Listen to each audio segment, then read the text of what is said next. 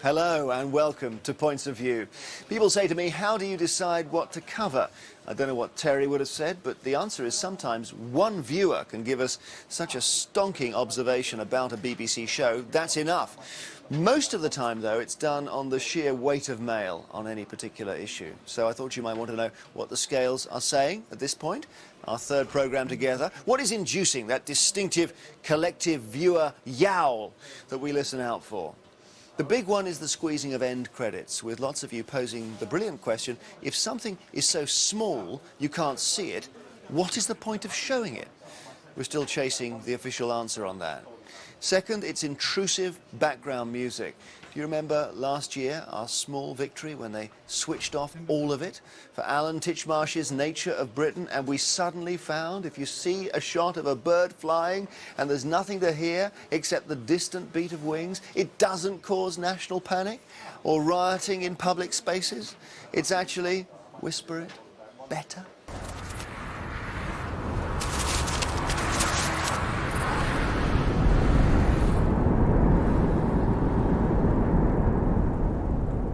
Joy. But isn't it strange? This improvement to a programme would mean less work for the programme makers, and yet they resist it.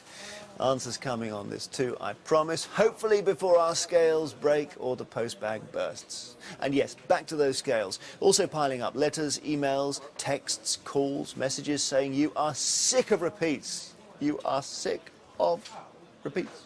Another repeat of Dibley? Not much imagination is being shown by the schedulers. Surely we could have an alternative. Doctor Who is repeated the following night, Little Britain has been repeated every week for the last 3 or 4 years, and EastEnders is on 4 nights a week, despite there being an omnibus edition on Sundays. All this at a time when there can surely be few homes in the land without some form of recording device. Shoddy public service? Certainly. Arrogant scheduling by people who know they can get away with it? You bet. Is anybody else in Britain fed up with endless repeats of mind-numbingly boring, unfunny shows, such as Keeping Up Appearances and Hello Hello? For goodness sake, if we must have endless repeats, make them at least interesting and entertaining.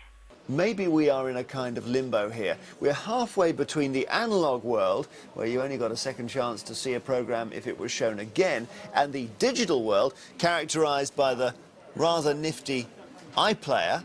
Oh, and what was it they're saying about that? Making the unmissable unmissable. OK, the limbo point. We used to only get a second chance to watch if a programme was repeated. Now, with iPlayer, YouTube, Sky Plus, etc., there's always a second chance. And what we have to believe is that the people running this place haven't noticed yet, and so they're still showing repeats, and they will stop. Let's hear what's happening on the channel for the next generation but one. The grown-ups who run the bedtime hour on CBBS between 6 and 7 have changed the lineup of programmes. The result? Tantrums among toddlers everywhere. Popular shows such as In the Night Garden and Story Makers were suddenly replaced without warning. Don't the schedulers have children of their own? Because, as every parent knows, repeats are exactly what toddlers want. Susan Briggs wrote to Points of View in despair. Story Makers helped her 4-year-old son Jack wind down after a hard day's play. His reaction was to burst into tears. Why, Mummy? Why is it not on? It's always on. He won't watch CBBS at night now because Story Makers is not on. You say, do you want to sit down and watch Mama Mirabelle's, I think, is the thing that they've replaced it with at the moment. No, I don't like it. Nurseries have long recognised that routines are important for the small children. Looking at things like bedtime hour and repetition. Repetition is something that we do a lot within the nurseries. We repeat activities so that children become confident in what they're learning. They can predict what's going to come next and they can take an active role in what's coming on. They become confident learners. So we do look at repeating and extending activities, and if parents need to use bedtime hour to introduce routines at home, you know, that's good. That's their choice to do that. The grown-ups at CBBS declined to speak on camera. Perhaps they were frightened of being hit by a hail of flying dummies. But, brave soul, the controller of CBBS has issued a statement. We certainly had no intention to upset anyone with our recent changes to the schedule. CBBS has a limited portfolio of programmes, and we don't want children to become bored with repeat programming. What a classic. On the one channel where repeats are met with gurgles of joy instead of howls of protest, what do the channel controllers do? They set a limit on the number of repeats. You don't have to be mad to work here. Now, on to what must be a surefire winner. Nothing goes down as well as a spot of costume drama on a Sunday evening. After all, Cranford was a rip-roaring success, and the BBC's many adaptations of classic novels are shown all over the world. So, a drama based on the life and times of Jane Austen seems a pretty safe bet. Then we walked into the cottage in Hampshire, and I knew we'd never leave. I knew my mother would be happy, and my sister would be comfortable. You've left someone out. And I would be free to write. At the risk of stereotyping the sexes, it's an alternative to the snooker for the ladies. It's the sort of thing the BBC normally say for a bank holiday weekend, and it is beautifully made, acted and witty. Back off, gentlemen, or I'll sock you one with my fan. I thought it was brilliant. It illustrated beautifully the trade-off, which is art before happiness. I have a new respect and understanding of the woman. Shame about Miss Austen regrets. I was really looking forward to it, but it was the appalling camera work that put me off. It could not focus on anything for more than 1 second. Miss Austen, not the only one with regrets there then. Another drama that's certainly been getting its fair share of trails is The Invisibles, with Warren Clarke and Anthony Head. The best in the business are out of retirement. We're going to do this job or what? That's more like it. I'll kill you! The Morris I know. Catch 'em if you can. The Invisibles, new drama, Thursday at 9 on BBC One. The Invisibles has been heavily trailed for the past 2 weeks, but had its first airing on Thursday evening. Safes on the ground floor. What? Locks on the upper windows. 2 for £7. Do it all. Nothing worth nicking out there. What? The Invisibles. We're back. With Anthony Head and Warren Clarke in the lead roles, there was an air of anticipation on the Points of View message board. But what was the mood after transmission? Another drama glorifying crime and making it all just one big laugh. No change there then. I'll watch it again because with such a quality cast it's got to get better, but I'm afraid last night's episode had me losing the will to live. The overwhelming reaction was that it had something, but was not the rip-roaring success expected.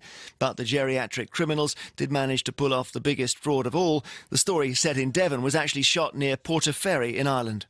We wanted to come to film over here because there are various kind of cash benefits, truthfully, and it's quite expensive to film in England now increasingly. It's quite a warm show in terms of what it says about human frailty and kind of human sort of foibles and foolishness, which I think we kind of all exhibit. Well, I think you might have put a little bit of weight on in the intervening years. The cast invested a great deal in their characterisation, so are hoping the Invisibles will grow on people. I used to sleep with the locks to try and get in tune with them. And so they're a part of me, but I also Sid is a part of me. I mean, he's we're attached at the hip. He's a gentle soul, and most of his enthusiasm and meaning well, it sort of ends up being misplaced, or it goes the wrong way, and it irks Morris quite a lot. And Sid always sort of crumbles and thinks, oh, what have I done wrong this time? And from the older generation trying to recapture its lost youth to Britain's youngest grannies. Bet you can't guess what channel is showing a programme with a title like that. On a serious note, there is nothing to be proud of being a grandmother at an early age. I found this an extraordinary indictment of modern British society. What statistics? Tonight, Casey's with the babysitter, so that her mum Leanne, grandmother Pauline and a friend can paint the town red. When I go out tonight, I'm no one's mum, and I'm certainly no one's nana. Not hard to work out, was it? That offering from BBC Three. Their investigation into the world of sweatshop clothing manufacture has got you talking too. Dirty, smelly, disgusting. It's just absolutely horrible. We haven't got any toilets. Got no toilet roll. We haven't got even a shower. It's dirty and it smells really bad. This place is my idea of hell. I was appalled by the attitude of the young adults from Great Britain. If those decent, hard-working and respectful Indian nationals that hosted them, or at the clothing factory, thought they represented the population here, I am deeply embarrassed and ashamed. It was a real reality show and gave us a lot to think about. This is an excellent programme and one that should be shown to all youngsters as part of their personal health and social education lessons at school. BBC 4 has also been travelling to Southeast Asia for a look at the education system in China. The documentary Chinese School looks at the long hours and tough curriculum endured by students preparing for their future role in this extraordinary economy. All the students live at the school for 39 weeks of the year and seldom leave the premises. But today is special. It's the annual autumn outing. 今天我们放飞自己的心情，然后在老师和同学的帮助下，我们今天来一次野外什么？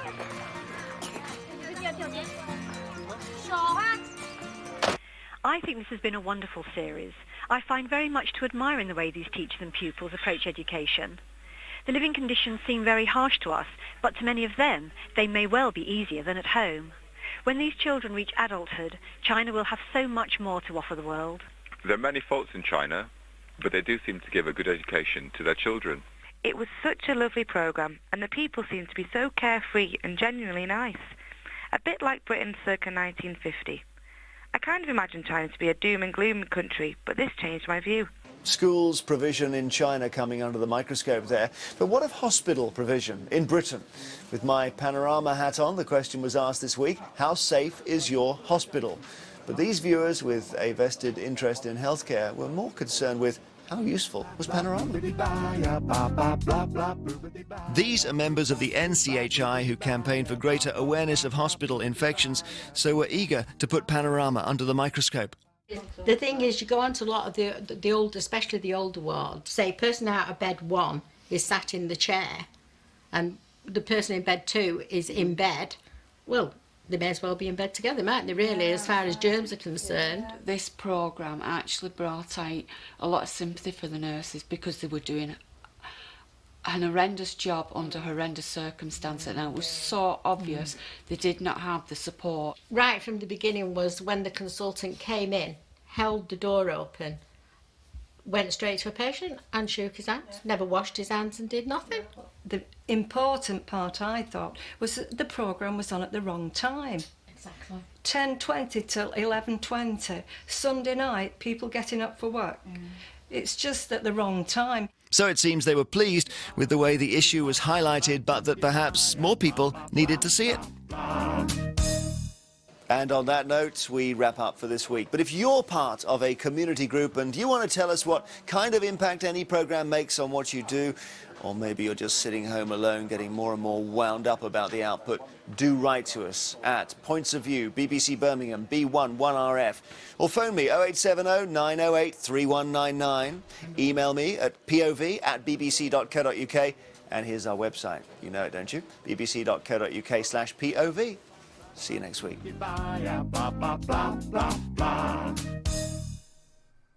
Next are BBC One songs of praise from the European capital of culture, Liverpool. Plan's good. No, I'm in. Boys are briefed. And has he got us safe?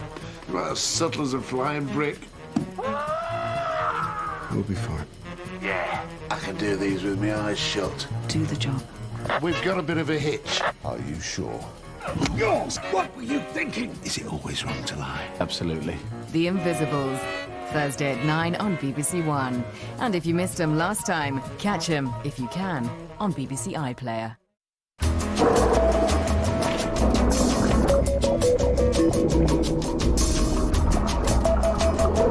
Another Nancy prepares to go home. I'd Do Anything, the results show at 7:05.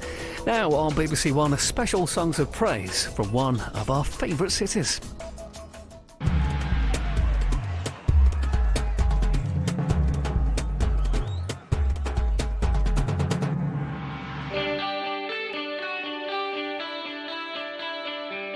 This year is a big year for Liverpool. The city's